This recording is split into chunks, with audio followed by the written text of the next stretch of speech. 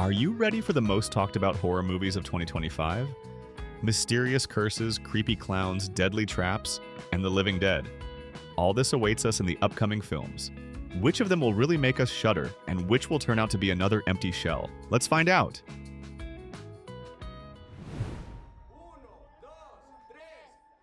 The film Rosario is a horror film about a young woman who is forced to spend the night next to the body of her recently deceased grandmother.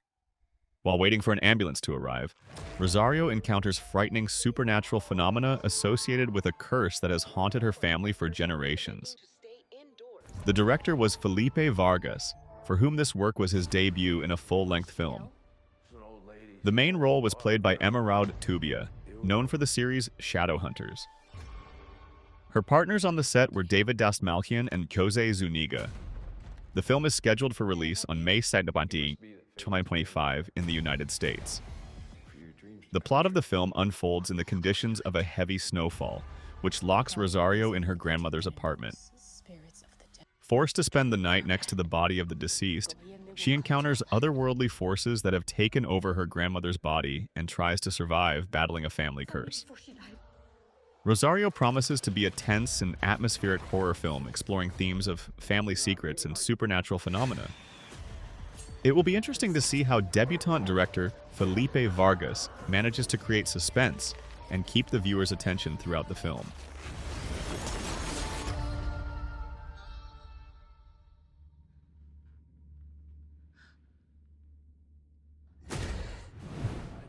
And produced by psychological thriller with strong performance.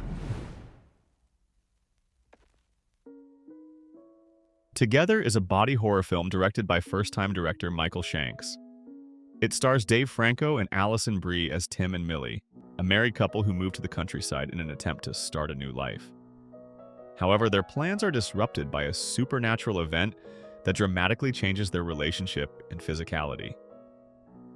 The film received positive reviews from critics. Rotten Tomatoes notes that Together is a brilliantly twisted and incredibly entertaining exploration of codependent relationships. Rotten Tomatoes. Personally, I think Together offers a fresh take on the body horror genre, skillfully combining elements of psychological drama and horror.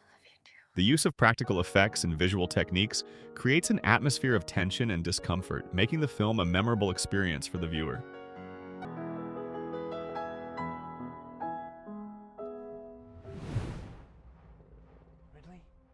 Death of a Unicorn is a dark comedy with elements of horror from director Alex Sharfman, starring Paul Rudd and Jenna Ortega as father and daughter Elliot and Ridley. On their way to a weekend getaway, they accidentally hit a unicorn, which leads to a series of unexpected and dangerous events. The film combines satire on the rich and elements of mysticism, offering viewers an unconventional plot and unexpected twists.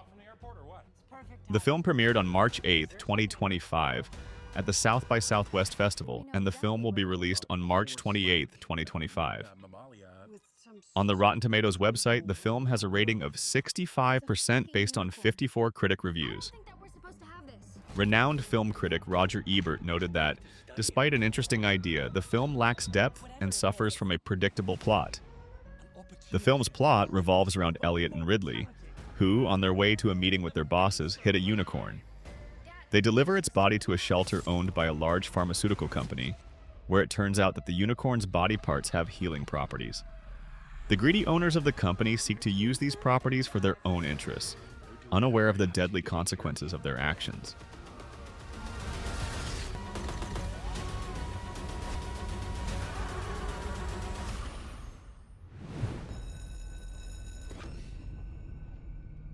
It Feeds is a psychological horror film directed and written by Chad Archibald. The main roles are played by Ashley Greene and Shawn Ashmore. The plot revolves around Jordan and her clairvoyant mother, who run a private psychiatric practice at home. One day, a young girl comes to them, claiming that some sinister entity is feeding on her. Jordan and her mother decide to help the girl and encounter otherworldly forces that threaten not only the patient, but also themselves. The film will premiere in the United States on April 18, 2025. It is expected that the film will offer viewers a tense atmosphere and a deep dive into the themes of psychology and the supernatural. It Feeds can be an interesting addition to the psychological horror genre, especially due to the participation of talented actors and an intriguing plot. However, the final impression of the film can only be formed after watching it.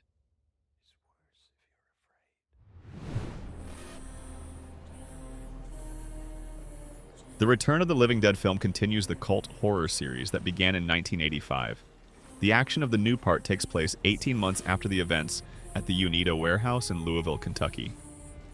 A new release of trioxin 2,4,5 gas leads to a zombie epidemic in a small Pennsylvania town during the Christmas holidays of 1985. The film was directed and written by Steve Walsh, known for his work on the film Kill Her Goats.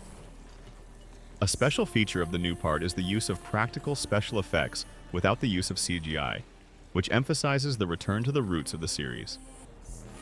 The premiere of the film is scheduled for December 2025. Fans of the series can expect the return of the iconic character Tarman, which is confirmed by the teaser trailer released in December 2024.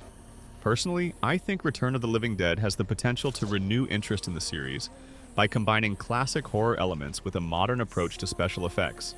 The use of practical effects and the return of iconic characters could attract both longtime fans and new viewers.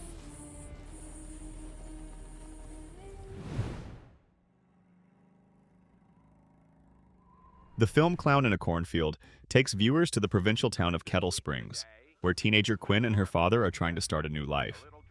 However, their plans are disrupted by the appearance of a sinister clown named Friendo, who begins hunting local teenagers.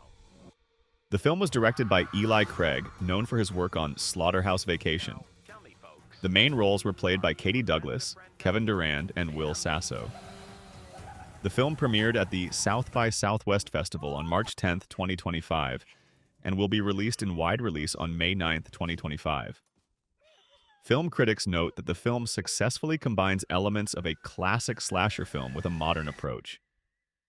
For example, Megan Navarro from Bloody Disgusting writes that Clown in a Cornfield speaks directly to a teenage audience without softening the horrors, and knows that its viewers are resilient enough to cope with the terror. Personally, I think the film offers a fresh take on the slasher genre, skillfully balancing tension and dark humor.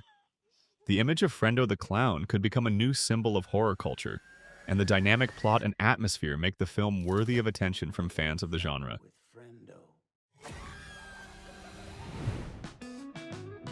This year promises to be rich in horror, but which of these films will actually live up to expectations? Let us know in the comments which ones you're most interested in and which ones you think will flop. Don't forget to subscribe for more reviews and the latest news from the world of cinema. See you in the next video.